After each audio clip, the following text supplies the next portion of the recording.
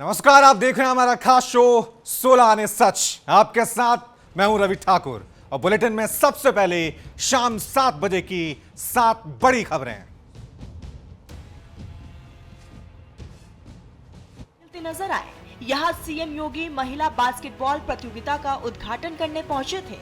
इस दौरान देखिए कैसे वो एक मंझे हुए खिलाड़ी की तरह बास्केटबॉल पर हाथ आजमाते दिखे। महाकाल की नगरी उज्जैन में प्रसिद्ध गायक शंकर महादेवन ने बाबा महाकाल का दर्शन कर आशीर्वाद लिया। इस दौरान वो भगवान भोले की भक्ति में रमते नजर आए और शिव भोला भंडारी का भजन भी गाया। इस दौरान शंकर महादेवन के साथ उनके दोनों बेटे भी मौजूद रहे। मंदिर परिसर में महाकाल मंदिर समिति ने शंकर महादेवन का स्वागत भी किया। राजस्थान के डूंगरपुर के हमीतेड़ फला गांव के बच्चे बांध पार कर स्कूल जाने को मजबूर हैं। हमीतेड़ फला गांव के प्राथमिक स्कूल के भवन को सरकार ने नकारा घोषित कर दिया है। लिहाजा शिक्षा महकमे ने स्कूल को बांध के दूसरे छोर पर स्थित बंडरा स्कूल में शिफ्ट कर दिया, जिसकी वजह से रोजाना 24 बच्चे नाव में सवार होकर मार्गिया बांध को पार करते हैं। एक बार में 5 से 8 बच्चे एक साथ नाव में बैठते हैं और खुद ही चप्पू चलाकर दूसरे किनारे पहुंचते हैं। शहडोल जिले के सुहागपुर के माता शबरी शासकीय कन्या आवासीय विद्यालय से एक के बाद एक 2 छात्राओं के लापता होने की खबर आई, लेकिन स्कूल के शिक्षक अश्लील गानों पर डांस करने में व्यस्त हैं। शिक्षिका के अश्लील डांस का वीडियो सोशल मीडिया पर वायरल होने के बाद परिजनों में अपने बच्चों की सुरक्षा को लेकर डर बना हुआ है। नाराज परिजन बच्चों की पढ़ाई को लेकर चिंतित हैं। माघ मेले में आए साधु संतों में सतवा बाबा चर्चा का केंद्र बने हुए हैं। सतवा बाबा के काफिले में लैंड रोवर की डिफेंडर कार के बाद अब करीब 3 करोड़ की पोर्शे कार भी शामिल हो गई है। सतवा बाबा के शिविर में जब पोर्शे कार पहुंचती है तो उसका विधि विधान से पूजन किया गया। इस अवसर पर कई साधु संत भी मौजूद रहे। कार को माला पहनाई गई और जयकारे लगाए गए। बागेश्वर धाम के पंडित धीरेन्द्र शास्त्री कथा करने चित्रकूट पहुँचे। इस दौरान उन्होंने चित्रकूट के कामतगिरी पर्वत की परिक्रमा की और दर्शन पूजन किया। परिक्रमा के दौरान पंडित धीरेन्द्र शास्त्री ने चाय की दुकान पर चाय भी बनाई। धीरेन्द्र शास्त्री ने कहा कि हम वेद नहीं मानेंगे तो आने वाली पीढ़ी जावेद और नावेद हो जाएगी। बयान हमने सनातनियों के लिए दिया है कि बाद में नामों में परिवर्तन हो जाएगा। यदि हम वेद को नहीं मानेंगे तो आने वाली पीढ़ी जावेद या नावेद कहलाएगी। बीएमसी चुनाव में फिल्म अभिनेता आमिर खान जब वोट देकर बाहर आए तो मीडिया कर्मियों ने उन्हें घेर लिया। वो मराठी भाषा में बात करने लगे। जब पत्रकार ने हिंदी बोलने को कहा तो उन्होंने चौंक कर बोला, हिंदी में, ये महाराष्ट्र है भाई।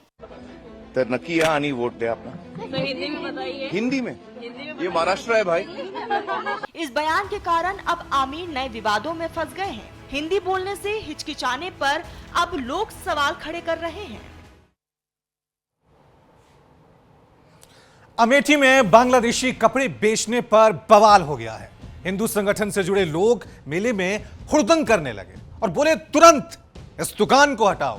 प्रदर्शनकारियों का कहना था कि बांग्लादेश में हिंदुओं पर अत्याचार हो रहा है, ऐसे में वहां का माल यहां नहीं बिकने देंगे। इन लोगों ने बांग्लादेशी सामान भारत छोड़ो के नारे भी लगाए।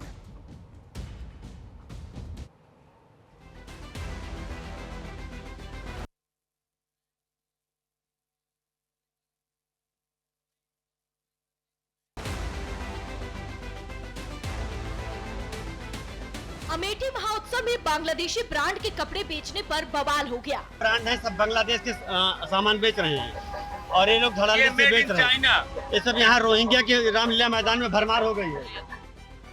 देखिए कैसे हिंदू युवा वाहिनी के कार्यकर्ता बड़ी संख्या में इस बाजार में पहुंचे और बांग्लादेशी ब्रांड के कपड़ों की बिक्री का विरोध करते हुए हंगामा करने लगे।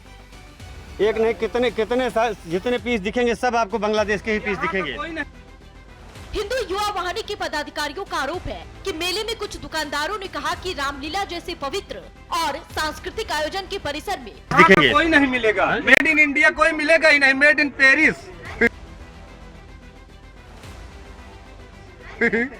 यहाँ प्रधानमंत्री जी जो है पूरा हर तरफ पेरिस लगा है। स्वदेशी सामान बेचा जाए। बांग्लादेशी उत्पादों की बिक्री किसी भी कीमत पर बर्दाश्त नहीं की जाएगी। यहाँ आदरणीय मोदी जी का सीधा निर्देश है कि सब चीजें जो आप लोग अपने देश में जो बन रही है वहाँ की खरीदिए। बांग्लादेश में हिंदुओं पर हो रहे अत्याचारों के विरोध में ये कदम उठाया गया है। बांग्लादेशी सामान भारत छोड़ो।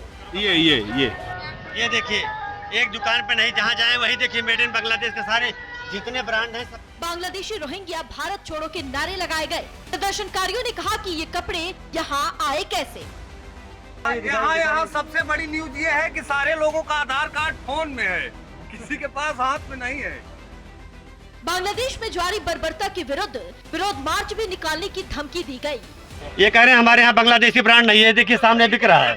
तो एक दो पीस जरूर आते हैं। नहीं, आपने इसके पहले बोला कि मेरे पास बांग्लादेशी आइटम नहीं है। और रोहिंग्या की पहचान कर उसकी जानकारी पुलिस को देने का ऐलान भी किया गया। और अब खबर सबसे controversial rap singer Honey Singh की। यो हनी सिंह ने कंसर्ट के दौरान आपत्तिजनक और अश्लील भाषा इस्तेमाल करने पर माफी मांग ली है।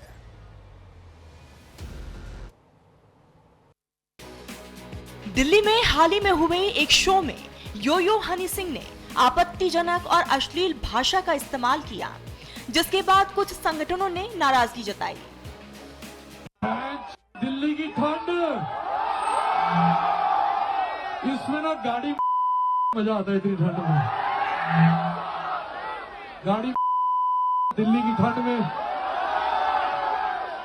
You guys please play safe, okay? अब विवाद बढ़ा तो हनी सिंह ने खुद एक नया वीडियो जारी कर माफी मांगी।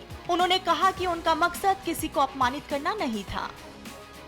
प्रयागराज माघ मेले में एक शख्स बिल्कुल फिल्म पुष्पा के हीरो अल्लू अर्जुन के अवतार में नजर आ रहा है। लंबे बाल, घनी दाढ़ी, कंधे पर झुकी चाल और वही मशहूर पुष्पा स्टाइल। मेले में मौजूद लोग पल भर के लिए हैरान रह गए। किसी ने मोबाइल निकाला तो किसी ने सेल्फी ले ली। देखते ही देखते ये शख्स माघ मेले का आकर्षण का केंद्र बन गया। बिहार में लालू के बेटे तेजप्रताप यादव के मकर संक्रांति पर दही चूड़ा के भोज के दौरान एक महिला ने कथित तौर पर वल्गर गाना गाया। वायरल क्लिप में देखा जा सकता है कि मंच पर महिला सिंगर गीत गा रही होती है। तभी तेजप्रताप यादव हस्तक्षेप करते हुए गाने को रोकते हैं और कहते हैं कि इस तरह के गाने कार्यक्रम के माहौल के अनुकूल नहीं हैं। इसके बाद वे भजन या धार्मिक गीत गाने का सुझाव देते दिखाई देते हैं। राजस्थान के भिलवाड़ा में एक व्यक्ति को पूरी बनाने के लिए आटा पैरों से गूंथते हुए देखा जा सकता है। बताया जा रहा है कि ये आटा किसी सार्वजनिक आयोजन या व्यावसायिक इस्तेमाल के लिए तैयार किया जा रहा था। वायरल क्लिप में साफ देखा जा सकता है कि एक बड़ा बर्तन जमीन पर रखा है जिसमें आटा डाला गया है और एक व्यक्ति बिना किसी स्वच्छता मानकों के पैरों से आटा गूंथ रहा है। आसपास अन्य लोग भी मौजूद हैं, लेकिन कोई उसे रोकता नजर नहीं आता। उत्तर प्रदेश के रामपुर में एक 50 वर्षीय व्यक्ति एक जहरीले कोबरा सांप के साथ खतरनाक तरीके से खिलवाड़ करता दिखा। कुछ ही पलों बाद सांप ने उस व्यक्ति को काट लिया। तत्काल उपचार के बावजूद उनकी मौत हो गई। वायरल वीडियो में व्यक्ति कोबरा के पास खड़ा या झुकता हुआ दिख रहा है। सांप के हमले को नजरअंदाज करते हुए कुछ सेकंड बाद सांप ने व्यक्ति को काट लिया और आसपास मौजूद लोग हड़कंप मचाते दिखे। और अब खबर ताजमहल से जुड़ी हुई। ताजमहल में असली कब्रों का राज खुल गया है। तेजो महाले और ताजमहल के विवाद के बीच शाहजहां का उर्स शुरू हुआ तो शाहजहां और मुमताज के तहखाने में बनी असली कब्र तक लोग पहुंचने लगे। दोनों की असली कब्रें नकली कब्रों से 22.2 फीट नीचे तहखाने में हैं, आपको बता दें। और तहखाना खुला तो लोग फिर वीडियो बनाने लगे। और क्या तस्वीरें आई, देखिए हमारी रिपोर्ट में।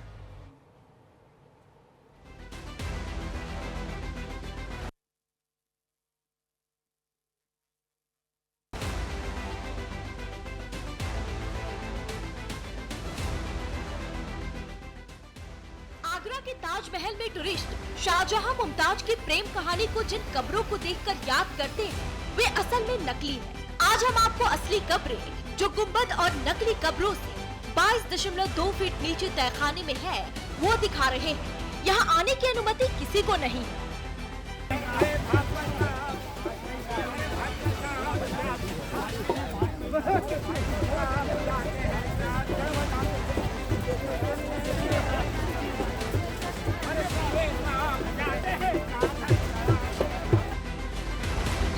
शाहजहां की डेथ एनिवर्सरी पर यहाँ 3 दिन का उर्स मनाया जा रहा है। देखिए कैसे उर्स कमेटी द्वारा शाहजहां मुमताज की कब्रों पर फूलों की चादर चढ़ाई गई और गुस्ल की रस्म अदा की गई, जिसके साथ 3 दिनों तक चलने वाले उर्स का आगाज हुआ।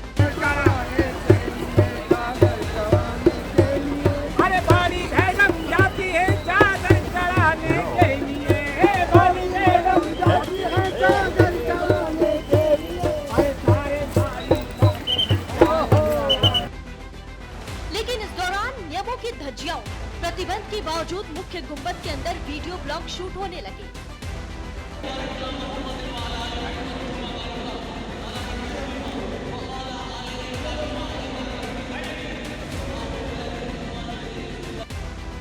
ताजमहल के कुछ बंद कमरों में राज छिपे हुए हैं। ताजमहल के 20 से अधिक अस्थायी रूप से बंद कमरों को खुलवाने की मांग होती रही ताकि स्मारक का सच सबके सामने आ सके।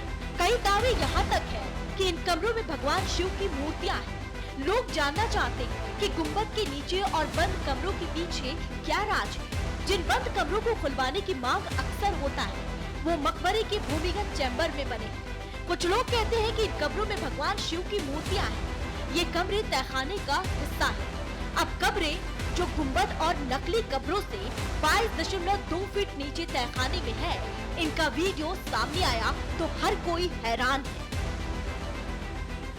हालांकि कई हिंदू संगठनों ने दावा किया है कि ताजमहल मूल रूप से तीजो महालय नामक शिव मंदिर था, जिसे बंद 22 कमरों को खोला जाए। ताजमहल के उर्स का विरोध भी किया जाता रहा है।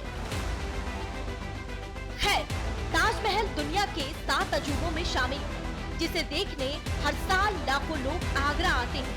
ताजमहल एक मकबरा है जिसे मुगल बादशाह शाहजहां ने आगरा में यमुना नदी के किनारे 17वीं सदी में अपनी पत्नी मुमताज महल की याद में बनवाया था। ईंटों, लाल पत्थरों और सफेद संगमरमर से बना ताजमहल दुनिया की सबसे शानदार इमारतों में से एक है। इसे देखने वाले हैरान रह जाते हैं। इसकी जालियों पर की गई बारीक कारीगरी भी ध्यान खींचती है। बताया गया है कि उर्स के अंतिम दिन यानी 17 जनवरी को 1720 मीटर लंबी सतरंगी चादर शाहजहां मुमताज की कब्रों पर चढ़ाई जाएगी, जबकि इस दिन पर्यटकों के लिए ताजमहल में प्रवेश निःशुल्क रहेगा। प्रयागराज में चल रही माघ मेले में इस बार सिर्फ साधना और तपस्या ही नहीं, बल्कि काला चश्मा और करोड़ों की गाड़ियों में घूमने वाले एक बाबा चर्चा में, जिनका नाम है सतुआ बाबा। सोशल मीडिया पर इन दिनों सतुआ बाबा उर्फ संतोष दास की तस्वीरें जबरदस्त वायरल हो रही है। कभी 3 करोड़ की पोर्शे कार का पूजन, तो कभी प्राइवेट जेट में सफर। बाबा का ठाट बाट देखकर हर कोई हैरान है। हाल ही में सतुआ बाबा ने लैंड रोवर डिफेंडर के बाद करीब 3 करोड़ रुपए की पोर्शे कार अपने काफिले में शामिल की है। जब यह कार माघ मेले के शिविर में पहुंची तो विधि विधान से इसकी पूजा की गई।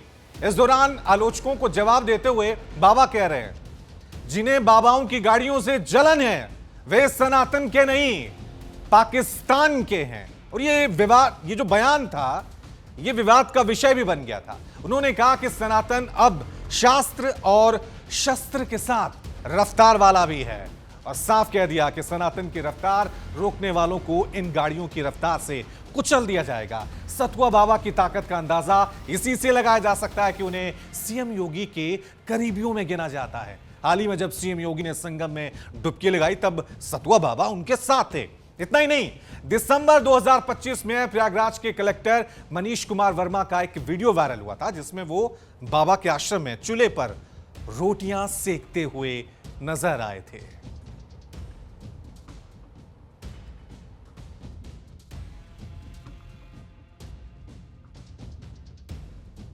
की रफ्तार में इन गाड़ियों की रफ्तार से यह संदेश दूंगा कि अब समझ जाएं, सनातन अर्थ वाला भी है, धर्म वाला भी है, शास्त्र वाला भी है और शस्त्र वाला भी है और रफ्तार वाला भी है। अब सनातन की रफ्तार को जो रोकेगा इन गाड़ियों की रफ्तार से उसको कुचल दिया जाएगा। अच्छा, इस विवाद काफी खड़ा हो रहा है इस पर कि बाबाओं के पास इतनी महंगी गाड़ी कैसे आई, क्यों आई? विवाद करने वालों को मैं बधाई देता हूं कि वह भारत में रहते हुए अगर बाबा लोगों के पास आई हुई गाड़ियों से उनको जलन हो रही है तो निश्चित वह सनातन के नहीं है, वह पाकिस्तान के हैं, बांग्लादेश के हैं। बांग्लादेश और पाकिस्तान में अभी SRI चल रहा है, उनको नागरिकता वहाँ की ग्रहण कर लेना चाहिए। महाराज जी, कहीं ना कहीं एक ऐसा विवाद खड़ा हो रहा है कि पहले आप जब माघ मेले में आए कुछ और चर्चाएं बातें बनी, फिर कुछ और बनी, फिर डिफेंडर बनी, अब पोर्शे आ गई। ये गंगा की धारा है, गंगा में नित्य नवीन बहती है और नित्य नवीन होना चाहिए। सतुआ बाबा पीठ 350 वर्ष पुरानी पीठ है, जिसके राजा व महाराजा शिष्य थे। निश्चित यह पीठ अपने आप में गौरवशाली है और वर्तमान में जिस तरह से स्वच्छता और विकास की रफ्तार बढ़ी है, तो भारत में इन गाड़ियों का आना और सनातन के बीच में रहना बहुत आवश्यक था। अगर आपको महाकुंभ की याद होगी तब IIT बाबा वायरल हुए थे, इस बार सतुआ बाबा वायरल है। लेकिन सवाल यही है कि कौन है सतुआ बाबा। चलिए आपको समझाने की कोशिश करते हैं कि आखिरकार ये जो बाबा इतने वायरल हो रहे हैं, इनके पास दुनिया के सबसे महंगी कारें हैं, ये कौन है। चलिए आपको बताते हैं। तो सतुआ बाबा का जो असली नाम है वो है संतोष तिवारी, लेकिन लोग इन्हें सतुआ बाबा के नाम से जानते हैं। 11 साल की उम्र में ललितपुर से काशी आकर संत बन गए थे, यानी 11 साल की उम्र से ही बाबा वाले इस रूप में आ गए थे। सनातन पीठ के महामंडलेश्वर हैं, कोई छोटा मोटा पद नहीं है। महामंडलेश्वर सनातन धर्म में एक बड़ा पद माना जाता है। वाराणसी के मणिकर्णिका घाट के पास है सतुआ बाबा का आश्रम। मणिकर्णिका वाराणसी का सबसे बड़ा घाट है। सतुआ बाबा को पिछले साल महाकुंभ में जगत गुरु की पदवी भी मिली थी, लेकिन इस बार ज्यादा वायरल अपनी गाड़ियों की वजह से। लग्जरी कारों के शौकीन हैं सतुआ बाबा, एक के बाद एक तस्वीरें सोशल मीडिया पे डाल रहे हैं, जिसके बाद सवाल उठ रहे थे। सतुआ बाबा के पास 3 करोड़ की डिफेंडर कार है। ये बड़े बड़े अमीर, बड़े बड़े बिजनेस लोगों के पास इस तरह की कारें होती हैं। लगभग 5.5 करोड़ की पोर्शे कार भी सतुआ बाबा के पास है। यानी दुनिया की जितनी भी महंगे कारें हैं वो सतुआ बाबा के खेमे में। चार्टर्ड प्लेन में सफर करते हैं सतुआ बाबा, तो कोई आम बाबा नहीं है, VVIP बाबा हैं। चार्टर्ड प्लेन में सफर करते हैं, महंगी लग्जरी गाड़ियां हैं। सनातन विरोधियों को गाड़ी से कुचल देंगे, यह सतुआ बाबा का बयान आया था, जिसपे काफी कंट्रोवर्सी भी हुई थी। सतुआ बाबा का हम आपको बता ही चुके हैं, असली नाम है संतोष तिवारी। पूरा सफर हमने आपको बताया कि किस तरह से सतुआ बाबा इस वक्त देश के सबसे अमीर बाबाओं में शामिल हो गए हैं। तो चलिए रुक करते हैं अगली खबर का। पाकिस्तान में फंसी सरबजीत कौर पर एक बड़ा अपडेट आया है। लाहौर हाईकोर्ट में 20 जनवरी को सरबजीत कौर पर सुनवाई होगी। सरबजीत कौर के वकील अली चंगेजी संधू की कोर्ट में अर्जी लगी है और वीडियो और कॉल रिकॉर्डिंग ने पूरे केस का रुख बदल दिया है, क्योंकि नासिर पर जबरन धर्म परिवर्तन और ब्लैकमेलिंग के आरोप लगे हैं। सरबजीत के पूर्व पति करनैल सिंह को वीडियो और कॉल रिकॉर्डिंग भेजी थी। पाकिस्तानी पति नासिर के काले कारनामे बताए थे। सिख समुदाय इस मामले में तुरंत हस्तक्षेप की मांग कर रहा है। सरबजीत के डेपुटेशन पर भी सुनवाई होगी। ऑडियो वीडियो सबूत अब कोर्ट में पेश किए जाएंगे। अश्लील फोटो डिलीट कराने के लिए यह पूरा मामला एक तरह से कंट्रोवर्सी हुई थी। अब इस पूरे मामले में ये जो ऑडियो वीडियो क्लिप वायरल हो रही है, इसने इस मामले में कई कड़ियों को जोड़ा है, कई नए खुलासे किए। तो आप देख सकते हैं लाहौर हाईकोर्ट में इस पूरे मामले में अब पेशी होने जा रही है। क्या फैसला आएगा ये देखने वाली बात होगी। सरबजीत का क्या ऑडियो वायरल हुआ था आपको दिखाते हैं। देखिए कैसे उसे पाकिस्तान में प्रताड़ना मिल रही थी।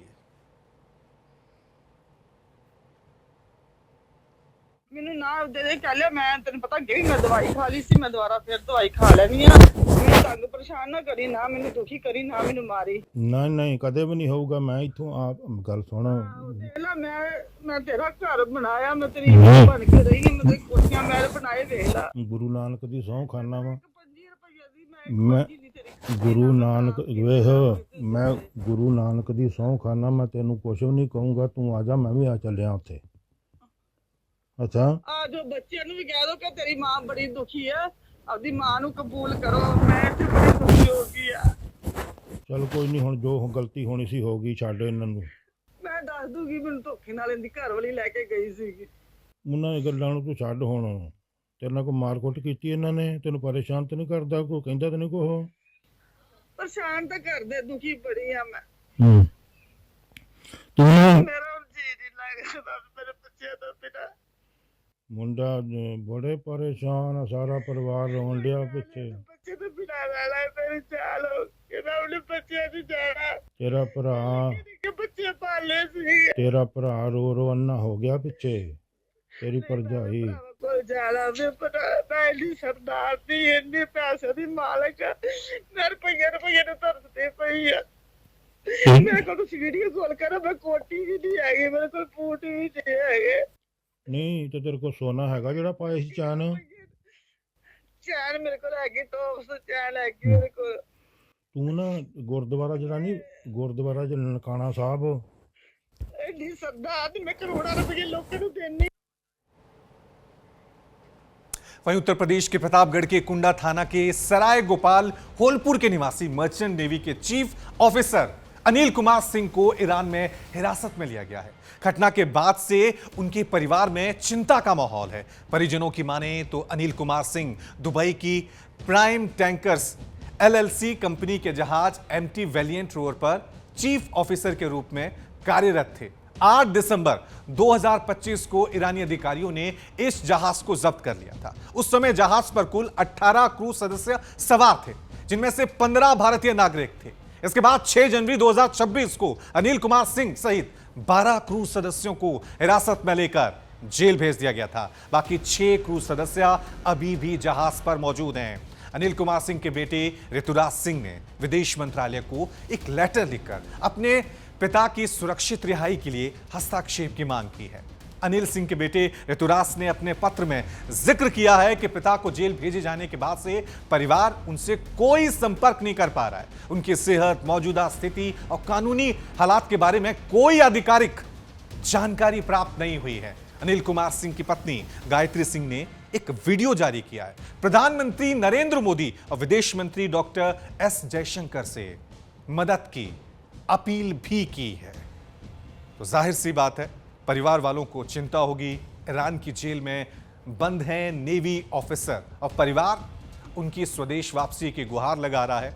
Navy officer Anil Kumar Singh Iran jail में बंद हैं। ईरान में अभी किस तरह के हालात हैं ये सभी जानते हैं, और यही वजह है कि अब उनके सुपुत्र हैं, तमाम जो उनके परिजन हैं, वो उनके भारत वापसी को लेकर सरकार से अपील कर रहे हैं, गुहार लगा रहे हैं।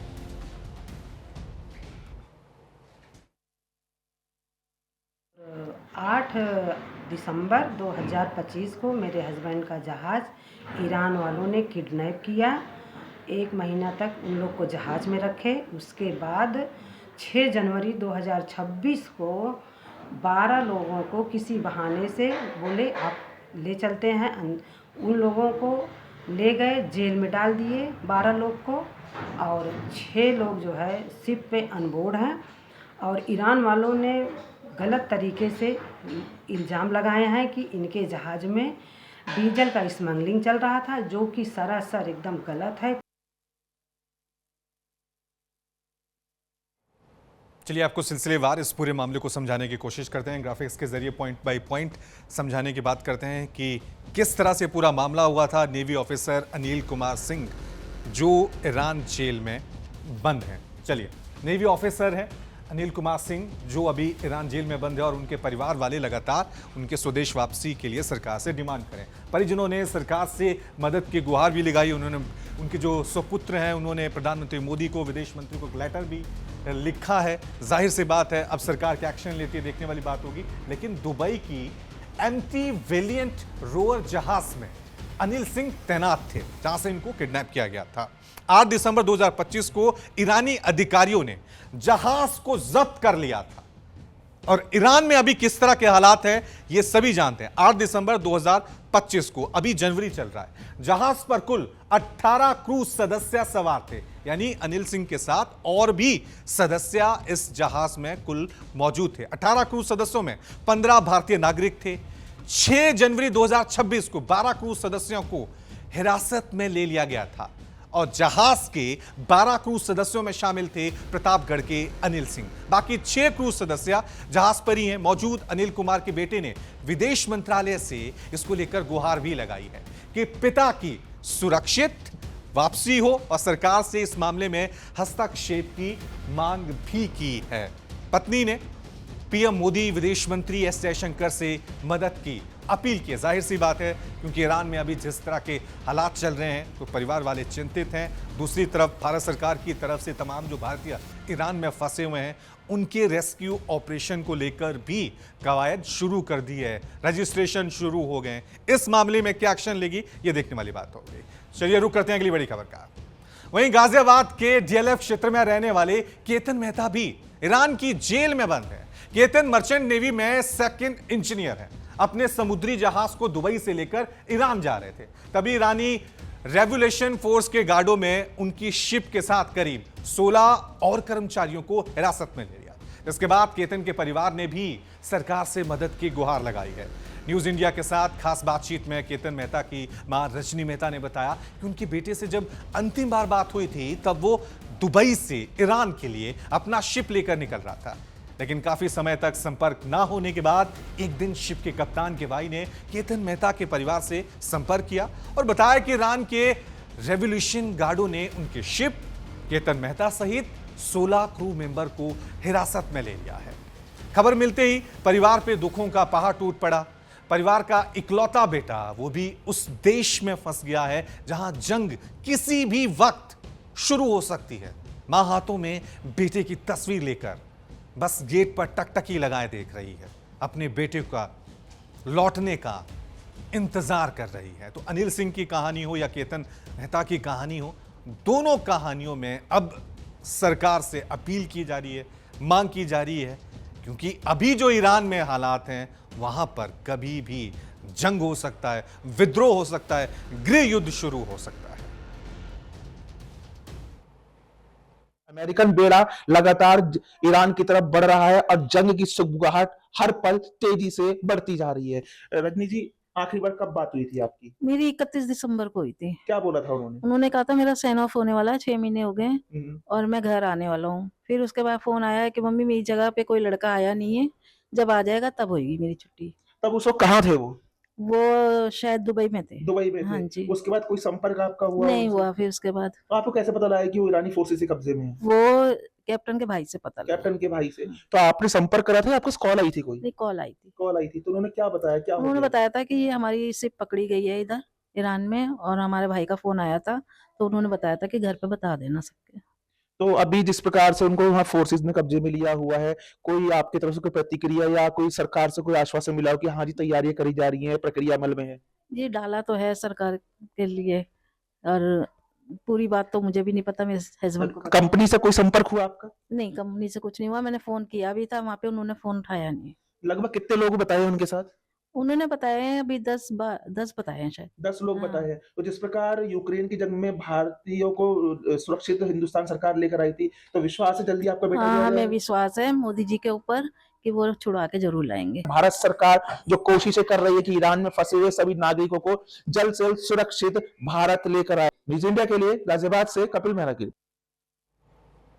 और करते हैं अगली बड़ी खबर का, वो भी ईरान से जुड़ी हुई है। क्या ईरान की चाबहार पोर्ट परियोजना से भारत ने साइलेंट एग्जिट ले लिया? ये बड़ी खबर, क्योंकि दावा है कि अमेरिकी टैरिफ और जंग की आशंका के बीच भारत ने यह फैसला लिया है। 2024 में भारत ने ईरान के साथ 10 साल का समझौता किया था। सितंबर 2025 के प्रतिबंधों और ट्रंप के 25% टैरिफ ऐलान के बाद आईपीजीएल के डायरेक्टर ने इस्तीफा दे दिया, वेबसाइट बंद कर दी गई और $120 मिलियन चुकाकर अप्रैल 2026 तक भारत वहां से बाहर निकल रहा है। आईपीजीएल को ईरान के चाबहार पोर्ट में शाहिद बेहशती टर्मिनल चलाने का अधिकार मिला था। यह port international north south transport corridor यानी INSTC का महत्वपूर्ण हिस्सा है, जो भारत को अफगानिस्तान, मध्य एशिया, रूस और यूरोप से जोड़ता है। ईरान का चाबहार पोर्ट, ग्वादर पोर्ट जो पाकिस्तान में चीन बना रहा है, यह उसका एक तरह से जवाब था। लेकिन अब यह परियोजना बंद हो गई है। विपक्ष इस पर तंज कस रहा है, लेकिन इसके पीछे कई वजह हैं।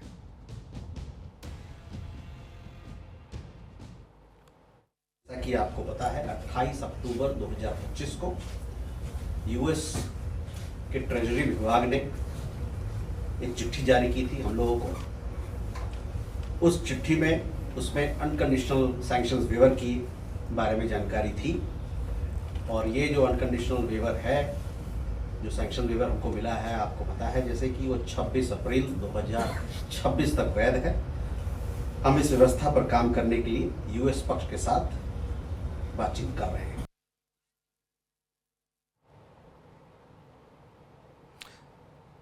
चलिए, इस मुद्दे पर बातचीत करने के लिए हमारे साथ विदेश मामलों के जानकार निपुण आलम बयान जुड़े हैं। निपुण जी, इस फैसले को किस तरह से देखते हैं? क्योंकि जब ये फैसला लिया गया था तो इसे भारत की बड़ी कूटनीतिक जीत माना गया था, क्योंकि यही पोर्ट था जो भारत की पाकिस्तान पर निर्भरता कम करता है, मध्य एशिया से जोड़ता है, यूरोप से जोड़ता है। अब इस परियोजना से भारत ने साइलेंटली एग्जिट ले लिया है। किस तरह से देख रहे हैं ये जो आज बयान आया विदेश मंत्रालय का? नहीं, देखिए, निश्चित रूप से एक स्ट्रेटेजिकल इंपोर्टेंस था चाबार पोर्ट का, और गवादर पोर्ट के काउंटर के रूप में भी हम इसको देखते थे, सीपैक के काउंटर के रूप में भी देखते थे, और जो हमारी एक कहते हैं ना ओशियन टेरिटरीज का जो लिंकेज बनता था वो ईरान से सीधे बनता था, चाहे वो गुजरात और चाहे महाराष्ट्र के हम पोर्ट की बात करें, वहाँ से लिंकेज बनता था ईरान से, जिससे हमारा एक जोग्राफिकली कनेक्टिविटी बन जाती थी ईरान से।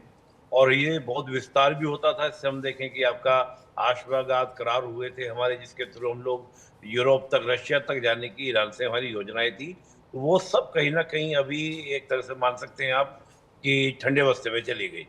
लेकिन एक देखिए बात क्या है, हमने डिसीजन क्यों लिया, इनके कारणों की अगर हम समीक्षा करें तो पहला देखिए रीजन क्या है कि ईरान के जो समय हालात चल रहे हैं, बात अमेरिका एंगल के भी हम हटा दें, लेकिन जिस प्रकार की वहाँ पर पॉलिटिकली अनस्टेबिलिटीज चल रही हैं, और लगातार हम देखें जब से चाबार पोर्ट लिया, कभी सेशन, कभी प्रतिबंध, कुछ ना कुछ इस प्रकार के इश्यू रहे कि चाबार पोर्ट कभी भी ऑपरेट हम लोग ठीक से कर ही नहीं पाए। कभी सेशन लग गया, कभी वहाँ पर हमारे फंड्स फंस जा रहे हैं, तो बार बार उस तरह के इश्यूज हो रहे थे।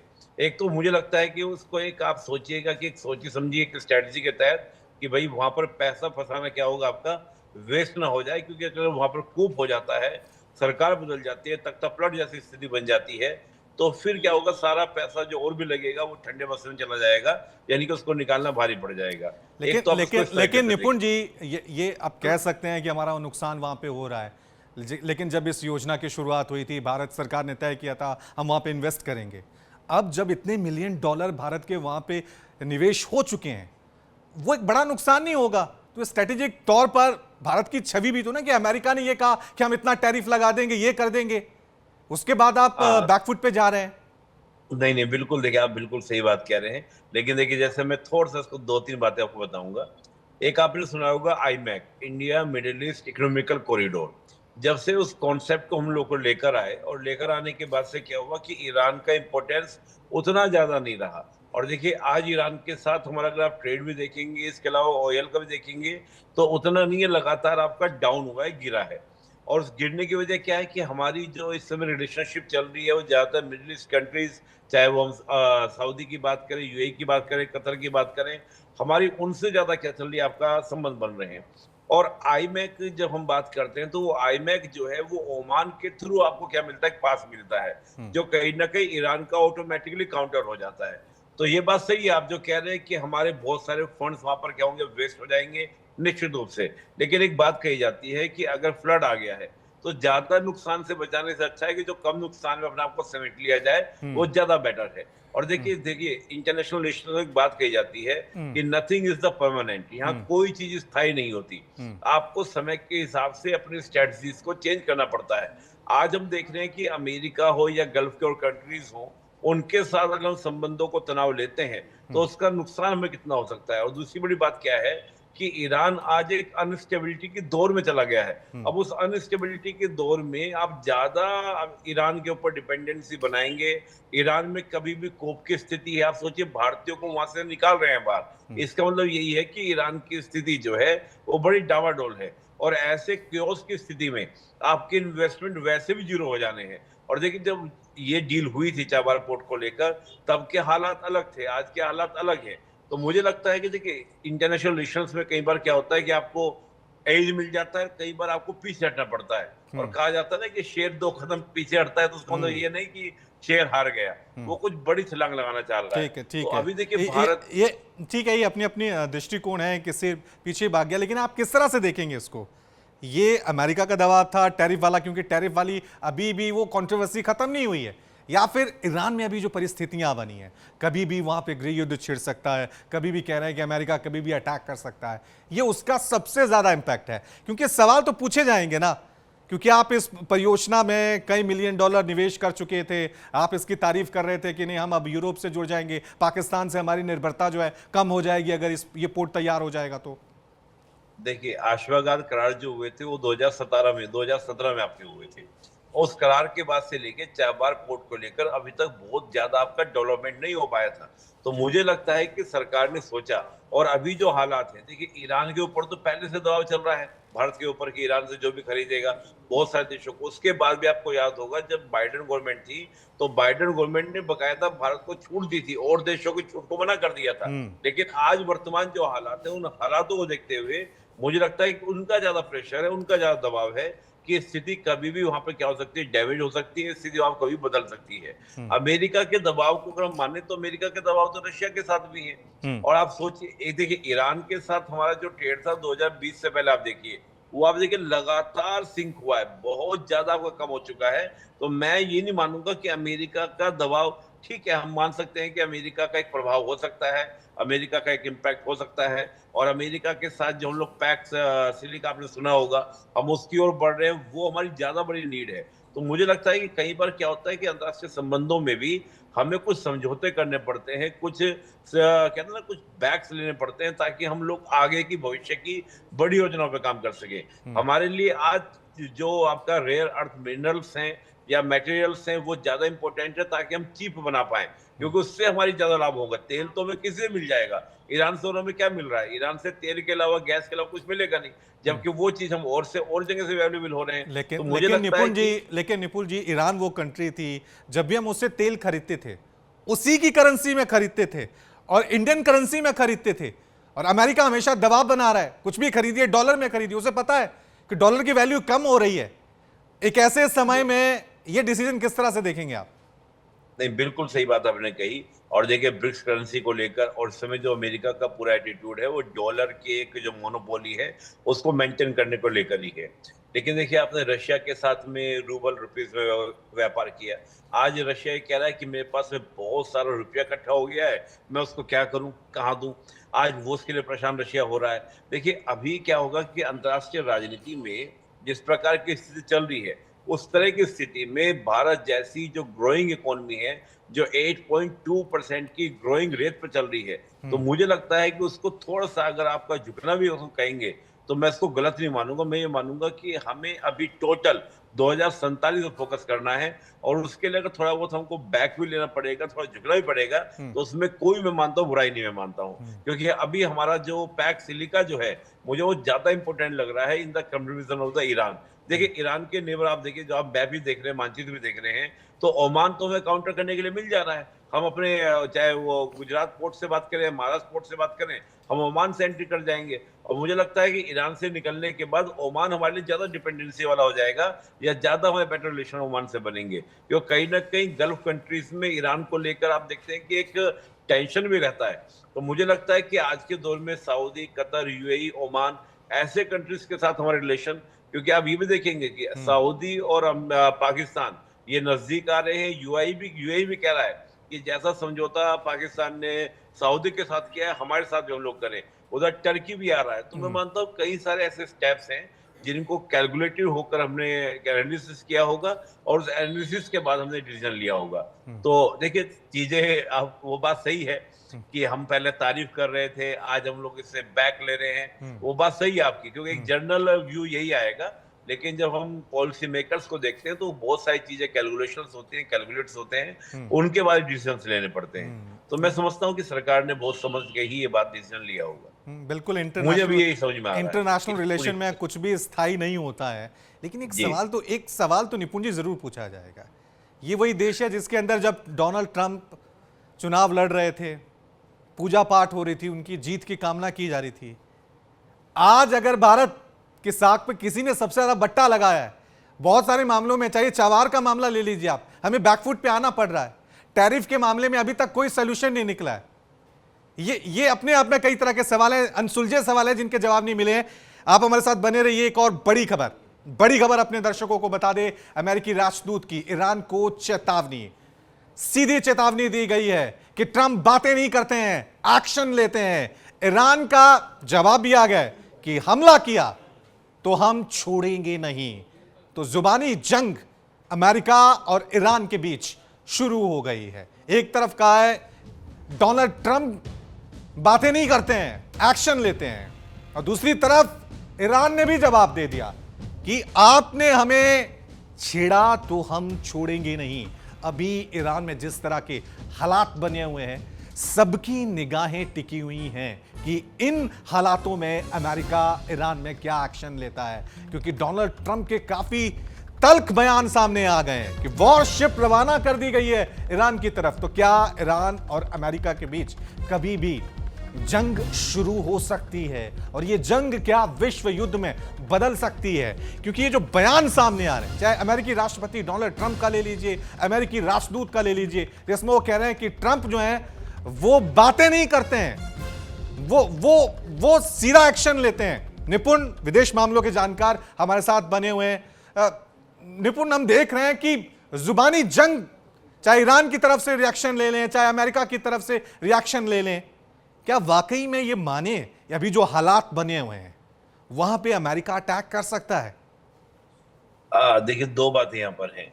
एक तो मैं भी देख रहा हूँ जो गल्फ कंट्रीज हैं वो नहीं चाहते कि अमेरिका ईरान पर अटैक करे।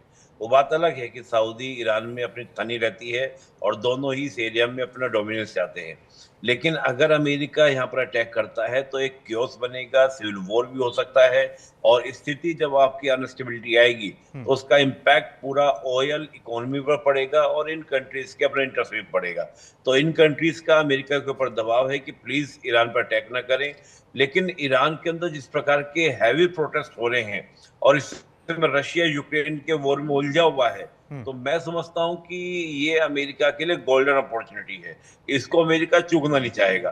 तो मुझे ऐसा लगता है कि जहां तक जिस प्रकार के प्रोटेस्ट को अमेरिका और हवा देने का प्रयास करेगा और उन प्रोटेस्टर्स को कहीं ना कहीं एक है ना मॉरल सपोर्ट देने के लिए कि we are stand with you, आप करो चेंज, हम आपके साथ में चेंज करने के लिए तैयार हैं। अमेरिका मुझे लगता है कि डायरेक्ट कॉन्फ्लिक्ट में जाएगा। ये हो सकता है कि वेनेजुएला जैसा जो ऑपरेशन है वो ऑपरेशन हमको देखने को मिल जाए ईरान के अंदर, पर मुझे लगता है कि डायरेक्ट किसी तरह के कॉन्फ्लिक्ट में अमेरिका ईरान में रिजिम चेंज करने में रुचि रखता है। क्योंकि अभी आपको याद होगा जो रेजा पहलवी के जो बेटे हैं उनकी तारीफ भी की थी डोनाल्ड ट्रंप ने कि मुझे वो बहुत पसंद है। तो मुझे लग रहा है कहीं ना कहीं वो भी बहुत एक्टिव हो गए हैं इन प्रोटेस्ट को लेकर कि हाँ मैं तैयार हूँ, ये है वो है। तो इस तरह की चीज मुझे लग रही है कहीं ना कहीं अमेरिका डायरेक्ट कॉन्फ्लिक्ट में जाना नहीं पसंद करेगा, कहीं ऐसा ना हो कि रशिया यूक्रेन जैसी स्थिति बन जाए। ठीक है, ये अमेरिका की पॉलिसी रही है, वो अपना फायदा देखता है, भड़का देगा वहां पे। वो चाहता है कि वहां की जनता ही सत्ता परिवर्तन करे ताकि अमेरिका का फायदा हो। अब देखना ये है कि क्या प्रत्यक्ष युद्ध में अमेरिका कुछ आगे करेगा, एक्शन लेगा, देखने वाली बात होगी। बहुत बहुत शुक्रिया निपुण जी हमारे साथ जुड़ने के लिए। चलिए रुक करते हैं अगली बड़ी खबर का। मकर संक्रांति के मौके पर न्यू पटना क्लब में बीजेपी के राष्ट्रीय कार्यकारी अध्यक्ष नितिन नवीन की ओर से पत्रकारों के सम्मान में दही चूड़ा भोज का आयोजन किया गया। इस मौके पर बड़ी संख्या में पत्रकार मौजूद रहे। नितिन नवीन ने सभी को मकर संक्रांति की शुभकामनाएं दी और कहा कि मीडिया लोकतंत्र का मजबूत स्तंभ है, जिसकी भूमिका समाज को सही दिशा देने में अहम है। सौहार्दपूर्ण माहौल में आयोजित इस कार्यक्रम में पारंपरिक व्यंजनों के साथ आपसी संवाद और विचार विमर्श भी हुआ। संवाददाता विकास कुमार ओझा की ये रिपोर्ट देखिए। बीजेपी के राष्ट्रीय कार्यकारी अध्यक्ष नितिन नवीन ने आज पटना में पत्रकारों को दही चूड़ा भोज का आमंत्रण दिया है, आयोजन किया है। हम आपको दिखा दें कि ये स्टॉल लगी हुई है जिसमें चूड़ा है, दही है, जो तमाम दही चूड़ा भोज में आयोजन में जो चीज़ें लगती हैं वो तमाम चीज़ें यहाँ पर हैं, सब्जी भी है। और इस भोज में पत्रकारों को बुलाया गया है और पटना के तमाम पत्रकार यहाँ पहुँचे हैं। दही चूड़ा भोज का आयोजन किया गया है। माननीय नितिन नवीन जी विधायक बतौर विधायक भी हर वर्ष इस तरह का एक आयोजन करते रहे हैं। मीडिया के बंधुओं को, पत्रकार बंधुओं को वो हमेशा मकर संक्रांति के अवसर पर बुलाते रहे हैं और उसी कड़ी को आगे बढ़ाते हुए आज ये आयोजन है। आज इसमें ख़ास ये है कि माननीय नितिन नवीन जी अब भारतीय जनता पार्टी के कार्यकारी राष्ट्रीय अध्यक्ष भी हैं, पर वही जो पुरानी परंपरा है पटना में सारे पत्रकार बंधुओं को, मीडिया के बंधुओं को, उन सबों को भोज देने की, तो वो आज वही भोज है। यहाँ पे हमारे पटना में जितने भी पत्रकार बंधु हैं और मीडिया से जुड़े हुए लोग हैं, उन सबों का आगमन हो रहा है और उसके होस्ट माननीय नितिन नवीन जी खुद हैं। अच्छा, तो मतलब राजनीतिक दल के लोगों को भी आवास पे बुलाया गया है? हाँ, आज माननीय राष्ट्रीय अध्यक्ष जी आज यहाँ हैं, तो उन्होंने विभिन्न वक्त पे अलग अलग लोगों को बुलाया है। 1 बजे उनके आवास पे राजनीतिक लोग भी आएंगे, माननीय मुख्यमंत्री जी भी जाएंगे, चूँकि उनका आयोजन है, दही चूड़ा का आयोजन है और ये पत्रकारों के लिए है और उनके आवास पे राजनीतिक लोगों के लिए माननीय मुख्यमंत्री जी और सारे विधायक, मंत्री और सारे विधायक, उसमें पक्ष विपक्ष की बात नहीं है, बिहार के सारे विधायक रहेंगे। दही चूड़ा पार्टी का आयोजन इन दिनों कुछ ज़्यादा हो रहा है। इफ्तार जिस तरीके से होता था, अब देखते हैं हर दिन रमजान के समय में होता है। अब क्या ये सनातनी धर्म परंपरा को आगे बढ़ाने के लिए तमाम आयोजन हो रहे हैं? अब हिंदू अपने सनातन धर्म की परंपरा कर रहे हैं तो इसमें दिक्कत क्या है? मतलब ये तो हमेशा से होते आया है भाई। खिचड़ी के दिन खिचड़ी और दही चूड़ा का तो आयोजन हमेशा से होते आया है, इसमें कोई नई चीज़ तो है नहीं। हाँ, अब लोगों का देखने का नज़रिया बदल गया है। पहले लोग इफ्तार को बहुत बड़े धार्मिक आयोजन की तरह देखते थे, अब शायद सनातन के भी आयोजन को लोगों ने वैसा ही देखना शुरू कर दिया है। जिस देश में 100 करोड़ से ज़्यादा सनातनी रहते हों, वहाँ पे अगर मकर संक्रांति के भोज को कुछ विशेष तरीके से देखा जा रहा है तो मुझे तो आश्चर्य हो रहा है। 100 करोड़ लोगों के लिए ये कहीं पे पोंगल मनता है, तो कहीं पे लोहड़ी मनती है, तो कहीं मकर संक्रांति मनती है, लेकिन मनती तो हर जगह है। नवरात्र के वक्त जो है विजय सिन्हा ने फलाहार भोज का आयोजन किया था, आपको याद होगा? बिल्कुल बिल्कुल याद है। बिल्कुल रमजान के समय। क्या सनातन धर्म को आगे बढ़ाने? ऐसा है, मुसलमान भाइयों के लिए अगर रमज़ान है तो हमारे लिए भी तो नवरात्र है। अच्छा होगा अगर हमारे फलाहार में भी वो आके शामिल हो जाए। शाम के वक्त ही हम ऑर्गेनाइज कर देंगे, उसमें क्या है। नहीं आते हैं क्या? आना चाहिए। आते हैं या नहीं आते तो मैं नहीं जानता हूँ, लेकिन आना चाहिए। अरे भाई, उनकी सेवाई हमें अच्छी लगती है तो हमारा चरणामृत भी लिया करें, बेहतर होगा। जी बिल्कुल। तो ये थे बीजेपी के प्रवक्ता। हम आपको एक बार फिर दिखा दें, पटना में पत्रकारों के लिए दही चूड़ा भोज का आयोजन किया गया है। तमाम इस तरह के कई स्टॉल लगे हैं और ये स्टॉल जहां हम मौजूद हैं न्यू पटना क्लब में, यहाँ पर सिर्फ पत्रकारों के लिए ये आयोजित किया गया। पटना के तमाम पत्रकारों के लिए दही चूड़ा भोज आयोजित किया गया है। पटना से अपने सहयोगी शशि के साथ विकास कुमार ओझा, न्यूज़ इंडिया, पटना। वहीं झांसी के नवाबाबाद होटल में पति ने पत्नी को उसके बॉयफ्रेंड के साथ होटल में अय्याशी करते रंगे हाथ पकड़ लिया। ये तस्वीरें सामने आए। पति पुलिस को साथ में लेकर वहां पहुंचा था। पुलिस और महिला के पति को देखकर प्रेमी बेड के नीचे छिप गया। महिला ने साफ कहा कि पति 2 साल से साथ रह ही नहीं रहा है तो क्या करती, अपनी मर्जी से आई हूं इधर। पति को सूचना मिली थी कि उसकी पत्नी अपने बॉयफ्रेंड के साथ घूम रही है। शक होने पर पति ने दोनों का पीछा किया। पत्नी और उसका प्रेमी बस स्टैंड के पास स्थित एक गेस्ट हाउस में पहुंचे और वहां कमरा नंबर 103 लेकर ठहर गए। लेकिन कुछ ही देर बाद पति भी वहां पहुंच गया। 112 नंबर पर कॉल कर पुलिस को भी बुला लिया। पुलिस के पहुंचने से पहले ही होटल में हंगामा शुरू हो गया। पत्नी ने पति के सामने हाई वोल्टेज ड्रामा किया और दावा किया कि वो अपनी मर्जी से वहां आई है। पुलिस के होटल में एंट्री करते ही प्रेमी डर के मारे बेड के नीचे छिप गया। पुलिस ने कमरे की तलाशी ली और युवक को बेड के नीचे से बाहर निकाला।